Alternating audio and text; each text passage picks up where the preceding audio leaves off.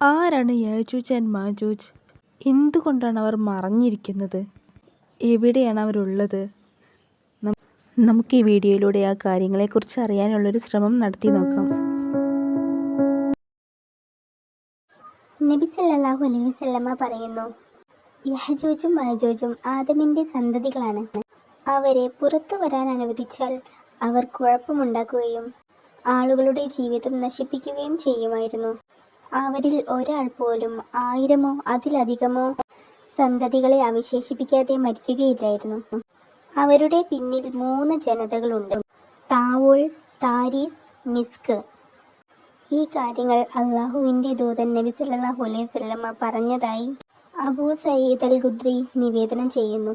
ചെറിയ കണ്ണുകളും വിടർന്ന മുഖവുമുള്ള ആളുകളോട് യുദ്ധം ചെയ്യുന്നതുവരെ അന്ത്യനാൾ ആരംഭിക്കുകയില്ല. യഹജൂജ് മഹജൂജ് എന്നാൽ ഭൂമിയിൽ നാശം വിതച്ച 2 ഗോത്രങ്ങളായിരുന്നു. അവർ നിരവധി മനുഷ്യരെയും മൃഗങ്ങളെയും കുട്ടികളെയും കൊന്നൊടുക്കി.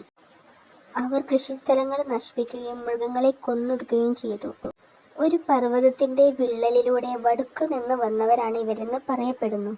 അങ്ങനെയിരിക്കെ ആളുകൾ അതിലൂടെ സഞ്ചരിച്ചിരുന്ന ദുൽഖർനൈൻ രാജാവിനെ കണ്ടെത്തി.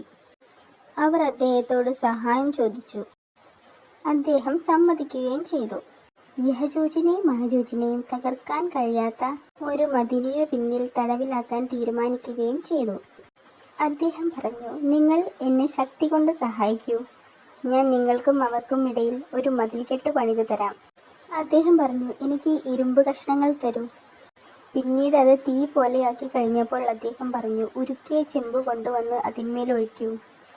അതുമൂലം ആ വിടവ് അദ്ദേഹം താൽക്കാലികമായി അടച്ചു. അങ്ങനെ അവർക്ക് ആ കുന്നിൻ മുകളിൽ കയറാനോ തുരക്കാനോ കഴിവില്ലാതെയായി.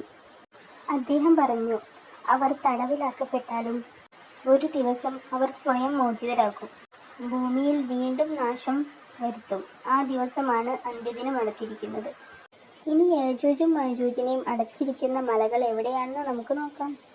തടവിലാക്കപ്പെട്ട സ്ഥലം കൃത്യമായി അറിയില്ലെങ്കിലും ചിലർ പറയുന്നത് സൈബീരിയയിലാണ് തടവിലാക്കിയിരിക്കുന്നതെന്നും മറ്റു ചിലർ അത് ഹിമാലയത്തിലാണെന്നും അസർബൈജാൻ, അർമേനിയ, ജോർജിയ എന്നിവയുടെ വടക്കൻ പ്രദേശങ്ങളിലായിരിക്കാമെന്നും പറയുന്നു.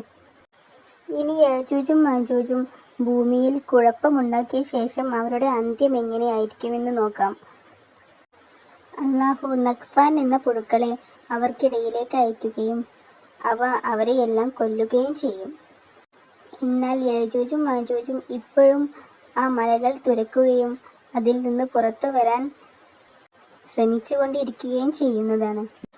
എന്നാൽ ഒരു ദിവസം അവർ അതിൽ നിന്ന് പുറത്തു വരികയും ഭൂമിയിൽ വലിയ നാശനഷ്ടം ഉണ്ടാക്കുകയും ചെയ്യും. ഇനി യജൂജും മജൂജും മനുഷ്യരാണെന്ന് ചോദിച്ചാൽ അതെ, മനുഷ്യരാണ് എന്നാണ് ഭൂരിഭാഗത്തിൻ്റെയും അഭിപ്രായം.